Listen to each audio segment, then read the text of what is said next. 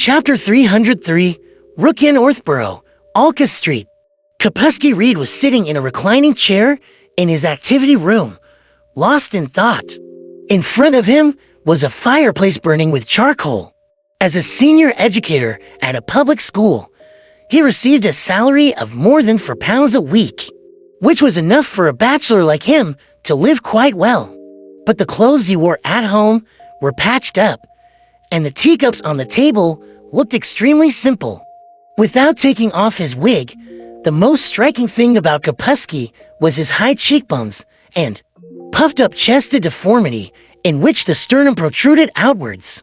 On his knee was a book of poems in ancient Fasak, but he hadn't flipped a single page, even after some time had passed. Kapusky's eyes were unfocused as he stared blankly when he suddenly heard a light chuckle in his ear. "I'm very curious as to why you didn't run and chose to remain at home. Aren't you afraid of the police coming for you?" The voice was low and hoarse, like a boy whose voice was cracking during puberty. Kapusky shuddered and almost jumped out of his reclining chair. He abruptly turned his head to look and saw that there was a figure sitting on the sofa a few steps away from him. The figure wore summer-wear a linen shirt and light trousers. Its face was hazy and indistinct. "Who are you? What are you doing here?" Kapusky asked immediately as he gripped the armrest. Klein, who had used his hallucination powers, leaned back, crossed his hands, and leisurely said, "Just last night. Heh, it should be earlier this morning. I saved all of you." "Saved us?" Kapusky relaxed a little when he realized that the intruder didn't seem to mean any harm. "Why, you're that person in the forest. You took care of the corpse we awakened?" As he spoke, he moved awkwardly, showing obvious fear. "He was able to infiltrate without me realizing it while I was awake. I definitely wouldn't be able to resist." Such thoughts quickly flashed through Kapusky's mind. "You guys are quite lucky that I happened to pass by. Otherwise, there would only be corpses left strewn on the ground in the forest, corpses that would have been bitten to shreds." Klein laughed. "Answer my previous question. I'm very curious why you stayed at home. Do you know what crimes you've committed?" From the way that he had conducted the resurrection ritual and the reaction he had before and after the ritual, Klein had confirmed that Kapusky was a rookie who didn't have the means to hide his true emotions. Therefore, he intended to only use spirit vision and interrogation to get to the bottom of the matter. At most, he would verify it with divination at the end. I know. Secretly buying corpses and robbing corpses from tombs. These are all crimes that can land me in jail for more than 10 years. Moreover, I'll definitely be punished by the church." Kapusky, who didn't look 30, drew a breath and said with a wry smile, "However, as long as I didn't cause too much trouble, those children and their parents wouldn't snitch on me because they also did the same thing.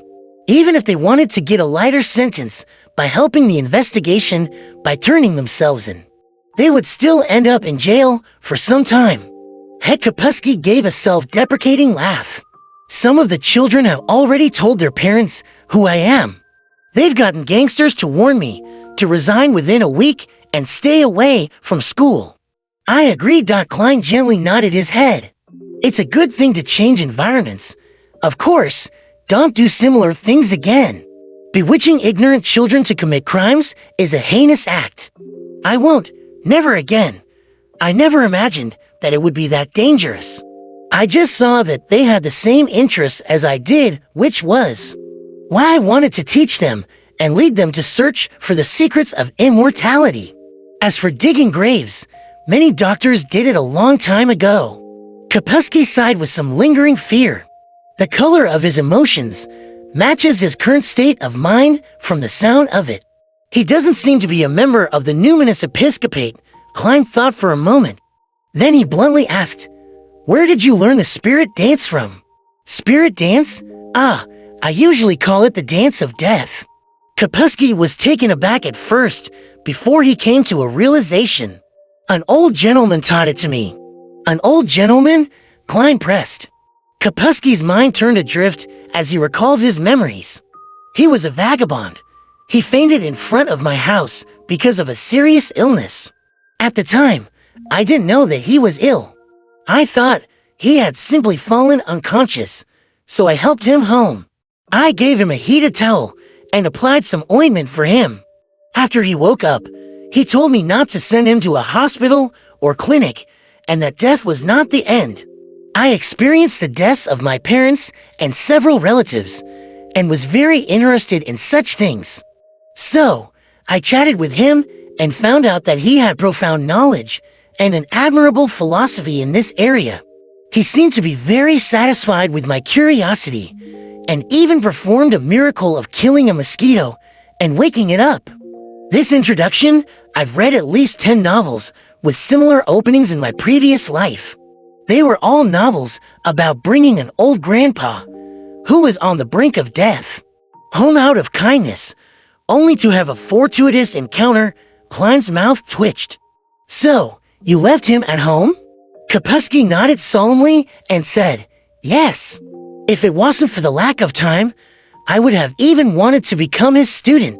During those few days, he taught me a lot of knowledge and the dance of death.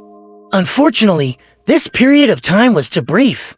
As soon as I built momentum, he died, leaving behind only a copper whistle.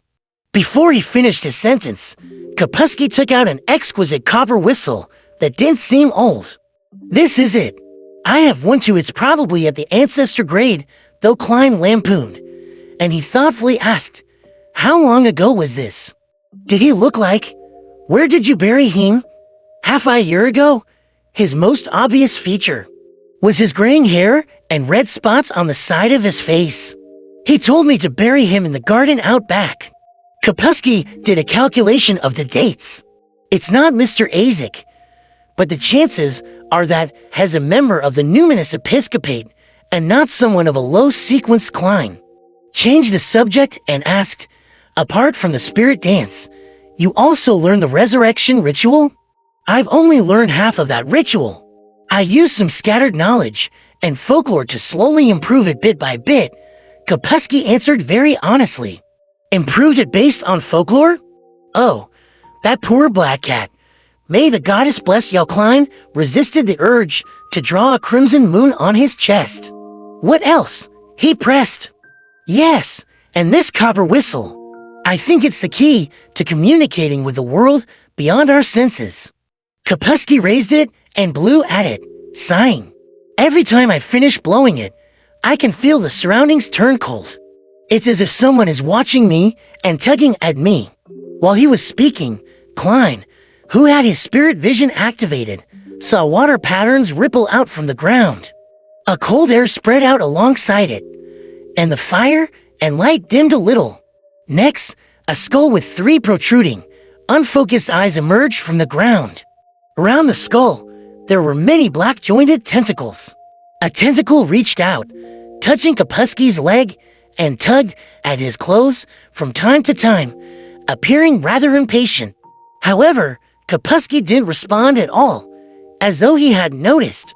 Is this a messenger? The copper whistle is used to summon their corresponding messengers? What's the meaning of you summoning it without giving it a letter? Klein was stunned seeing the scene.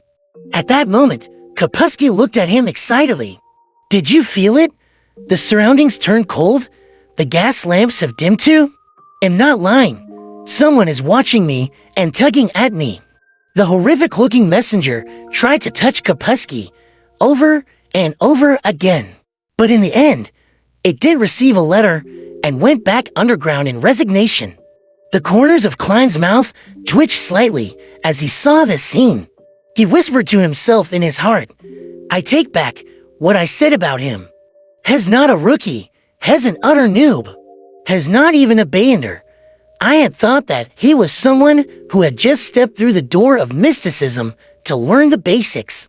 But now, it seems like he hasn't even found the location of the door. Corpse collectors of the death sequence pathway can all see ghosts and spirit bodies directly. Combined with how Kapusky had acted by using the copper whistle to command the zombie after the ritual, Klein was convinced that he wasn't lying. He sighed silently. Then, he thought of a question. If I were to write a note and hand it to that messenger, where would it be delivered? A true member of the numinous episcopate? Some senior member? Suppressing this thought, Klein nodded and said, "It has indeed turned cold." After replying, he quickly changed the topic. "Have you felt anything unusual since the old gentleman's death?" Not before, but in the last 2 weeks, I do have the occasional feeling that someone around me is like a corpseth kind that can be awoken. Kapusky asked, feeling both curious and afraid. Is it a hallucination? It's in line with what Adel said. He isn't lying. Klein stole a glance at the colors of Kapusky's aura and sincerely told him, "I suggest that you go to a cathedral at least 3 times a week for the next 2 months, attend Mass, and listen to preachings. If you do not wish to do so, you can first prepare a grave for yourself." "All right," Kapusky answered, feeling disappointed. He thought that it was a manifestation of his improvement. Klein contemplated for a moment and said in a commanding tone, "Take me to the old gentleman's corpse." "Ah, okay." Kapusky was about to refuse, but then he instantly recognized the reality of the situation he was in. He picked up his tools and led Klein out the back door from the kitchen into a withered garden and stopped in front of a slanted tree.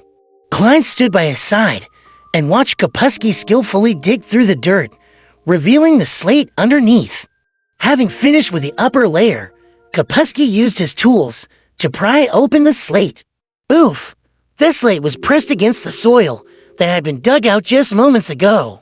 The not-so-deep tomb was veiled in the crimson moon's luster that faintly penetrated through the clouds. Kapusky subconsciously looked over when he suddenly let out a miserable scream, retreated a few steps, and fell to the ground. There was no rotting corpse or bones in the tomb. The bottom layer was littered with white feathers, dyed in yellow oil.